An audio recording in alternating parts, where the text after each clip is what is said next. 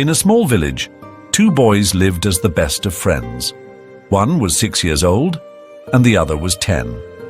They played together and ate together, but they truly did everything else as a team. One fine afternoon, they ran out of the village, playing and chasing each other. "You can't catch me," the older boy teased, running ahead. "Oh, yes, I can," the younger one shouted back, laughing. As they ran, the older boy didn't notice a deep well hidden behind some bushes. Before he could stop, his foot slipped, and he fell straight into the well. "Help! I can't swim!" he screamed, thrashing in the water. The younger boy, standing at the edge, froze in shock. His best friend was struggling, gasping for breath, his eyes filled with terror. He looked around desperately, but the village was far away. There was no one to call for help. Then his eyes fell on something, a bucket with a rope tied to it. Without wasting a second, he grabbed the bucket and threw it into the well. "Hold on to it!" he yelled. The older boy grabbed the bucket tightly, but the real challenge had just begun. The 6-year-old pulled with all his might. His tiny hands trembled, his arms burned, but he refused to let go. He pulled and pulled, his little feet digging into the ground for balance. "I won't let go! I won't let go!" he kept repeating to himself. The rope slipped a little. Sweat dripped down his forehead.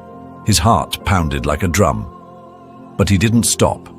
With one final pull, he dragged his friend out of the well. Both boys collapsed on the ground, panting. Then they looked at each other and burst into tears. They hugged each other tightly, unable to believe what had just happened. "You saved me," the older boy whispered. "Of course I did. Who else would I play with if you were gone?" the younger boy joked, wiping his tears. They sat there, shaking, partly from fear, partly from relief. But suddenly a new thought hit them. "Oh no," the older boy said. "What if our parents find out? We're going to get the scolding of our lives." They hesitated, but in the end they knew they had to tell the truth.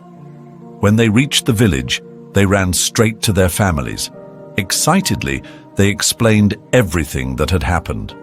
But instead of being proud, the villagers burst into laughter. "A 6-year-old pulled a 10-year-old out of a well. Impossible. He can't even lift a bucket of water properly. You two must be making up stories again." The boys were heartbroken. No one believed them, except for one man. An old man known as Uncle Frederick stepped forward. He was the wisest and most respected elder in the village. He listened carefully, then smiled. "The question is not how.